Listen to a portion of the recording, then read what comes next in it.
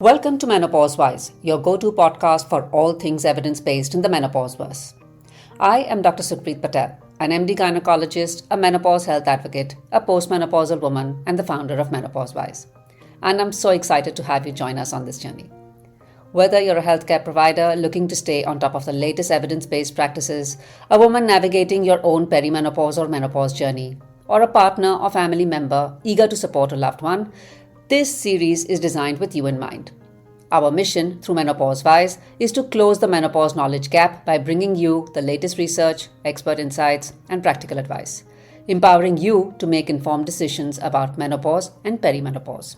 In our previous episode, we discussed how a vast majority of women experience symptoms of the genitourinary syndrome of menopause or GSM, of which vaginal dryness is a major one.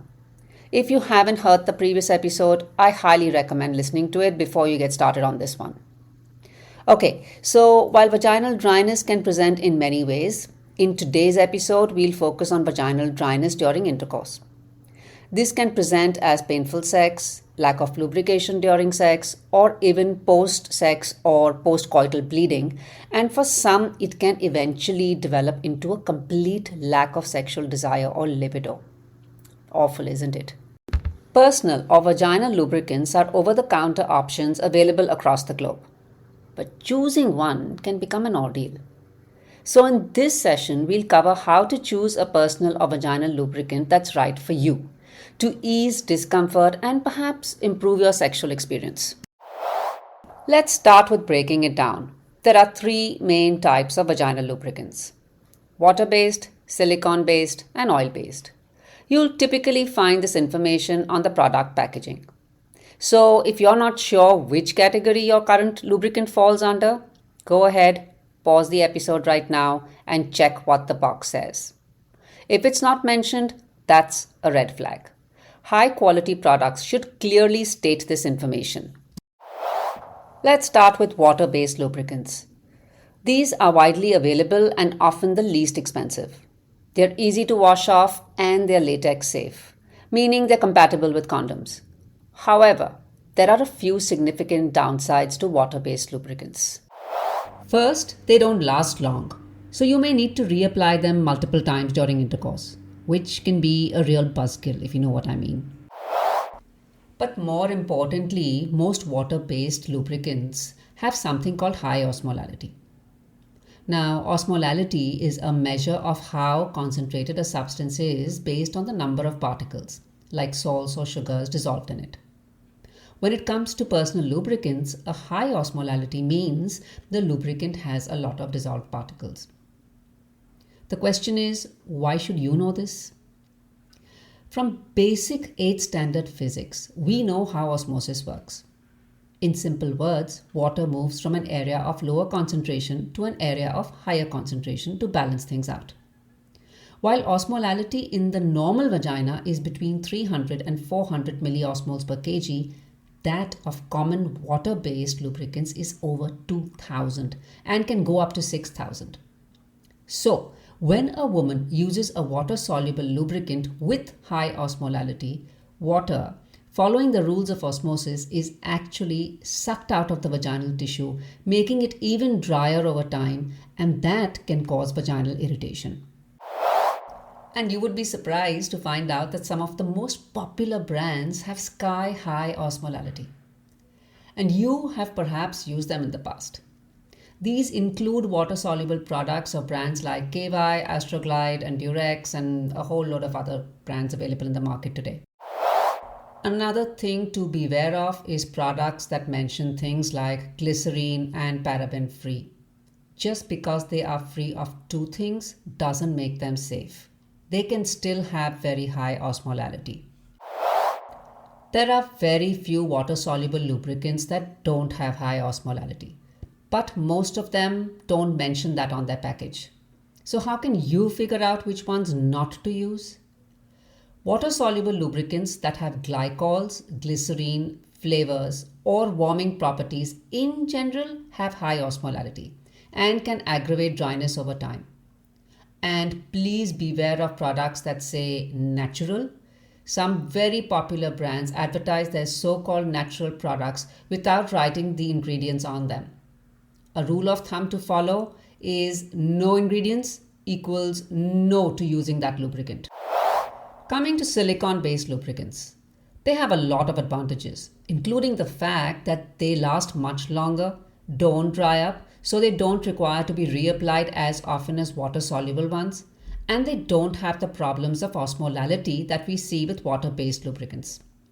In addition, they are latex safe, so great to use along with condoms. And a fun fact about silicone-based lubricants is that they are also called shower lubes since they don't dissolve in water. But remember, they can make the shower slippery. The problems with silicone-based lubricants is that they are less easily available and more expensive. But a small amount goes a long way. Another problem with silicone-based lubricants is that they erode silicone-based sex toys, and so they aren't compatible with them. Once again, while looking for a personal lubricant, check the writing on the box carefully. Certain brands such as Durex and many others manufacture both water and silicone-based products. So please read your package well before adding the product to your cart. Now let's talk about oil-based lubricants. These also have some advantages. Like silicone-based ones, they don't have problems with osmolality. And unlike silicone products, they won't erode your silicone toys. However, they do erode latex, which means they should not be used if you're relying on condoms for protection against pregnancy or sexually transmitted infections. Remember, even during perimenopause, when your cycles are irregular, pregnancy is still possible. And protection against sexually transmitted infections is important no matter what stage of life you're in. But oil-based products can get messy and stain your sheets. So unless you're looking to give your sheets a permanent makeover, proceed with caution. Plus, one study found that a type of fungus, Candida, tends to colonize the vagina more in women using oil-based products, raising concerns about possible infections if the oil sticks around too long. Though there isn't any solid evidence yet that shows that it is unsafe. While a few commercially available oil-based products exist, depending on which part of the world you live in, many women prefer natural oils like coconut oil or vitamin E oil as lubricants as well. Unfortunately, we don't have research on each of these oils available currently. But if they do the job for you, go for it. Just make sure you have access to good quality oils. And that brings us to the end of today's episode on choosing your personal lubricant. And here are the takeaways from today's episode. Water-based lubricants are widely available and latex safe, but many have high osmolality, which can draw water out of your vaginal tissues, making dryness worse.